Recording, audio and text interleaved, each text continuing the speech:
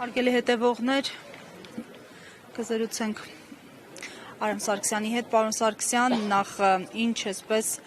ակնկալիքներ ունեք նախընտրական պրոցեսներից եւ նաեւ պայքարի արդյունքներ, ինչպես եք գնահատելու։ Շատ ցավում եմ, բայց նախընտրական պրոցեսը դեռ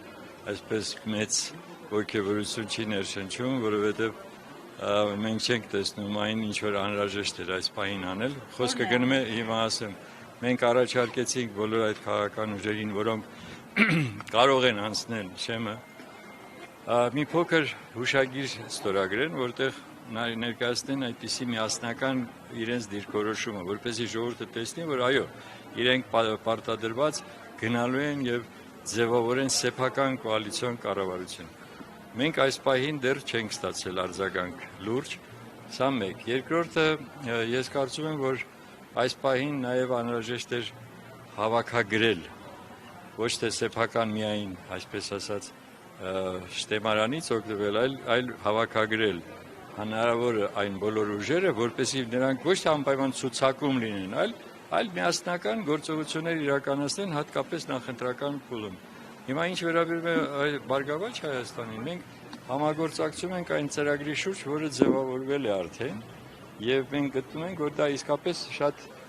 հոգեհարազատ է նաեւ մեր կուսակցության ծրագրին, եւ այստեղ է, որ մենք շարունակելու ենք այդ համագործակցությունը, մենք պատրաստ ենք բոլոր մեր հնարավորություններով միասին շարժման եւ կուսակցության հնարավորություններով ձևավորել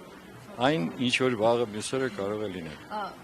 Իսկ ինչու չստացվեց այդ ընդդիմադիր ուժերի կոնսոլիդացիան ըստ էության։ Դե երևի թե իրենց է պետք է հարցնել, թե ինչու այդ այո, իմ դիտարկումները հետեւյալն են, որ ամեն մեկը էլի նորից մտածում է ընդամենը նրա մասին, թե ձևավորի մի փոքր խումբ խորհրդարանում, որովհետեւ եթե դուք չեք փորձում գլխավոր խնդիրը դնել ԿՊ-ի հեռացումը, նույն Նիկոլ Փաշինյանի հեռացումը, ուրեմն կնշանակի դուք բոլորդ մտածում եք միայն ձեր սեփական ուրեմն շահի մասին։ Պարոն Սարգսյան, Վլադիմիր Պուտինի հայտարարությունը ում էր ուղղված, ձեզ, որ ասում է ընտրական պրոցեսներին մասնակից ռուսամետ ուժեր կան։ Հայաստանում հաստորեն կարծում եմ, որ ռուսամետ ուժեր կան, որ ընտրություններին են մասնակցում։ Ես կարծում եմ, որ չգիտեմ ինքը ում էր նկատի ուներ, բայց ամենայն դեպս այն, որ մեր դաշնակից պետության հետ մենք պետք է ունենայինք ճիշտ հարաբերություններ, ոչ թե ռուսամետ լինել, այլ լինել հայամետ, որպեսզի կարողանալ ձեր սեփական շահերը պաշտպանել։ Իսկ ինչ վերաբերում են իր պատկերացմամբ, ես կարծում եմ դա մի քիչ ես համամիտ չեմ այդ գաղափարին, առաջինը ասեմ, եւ երկրորդը որ ռուսամետ ուժեր կան Հայաստանում դրան։ Ոչ, ես ռուսամետ եւ արևմտամետ, եթե այդպիսի կան, հա, մեկ է նույն բանն է։ Ուրեմն կնշանակի ոչ նա է լավ, ոչ էլ նա է լավ, որովհետև Հայաստանում պետք է գործենային քաղաքական ուժերը, որոնք մտածում են առաջին հերթին Հայաստանի շահի մասին։ Սա չէ նշանակում, որ Ռուսաստանն այստեղ ունի կուսակցություններ եւ նրանց գործուղել է կամ հրահանգել է մասնակցել ընտրություններին։ Եթե այդպես լիներ, կարծում եմ 8 տարի առաջ նրանք այդ բոլորը կանեին, ոնց որ Արևմուտքը արեց, Արևմուտքը իսկապես ուներ եւ ունի, եւ ես կարծում եմ դա հենց պատճառ դարձավ, որ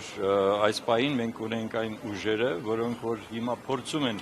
իրենց ցույց տալ, թե իրոք ինքնիշխան են, բայց ամբողջովին ենթակա են։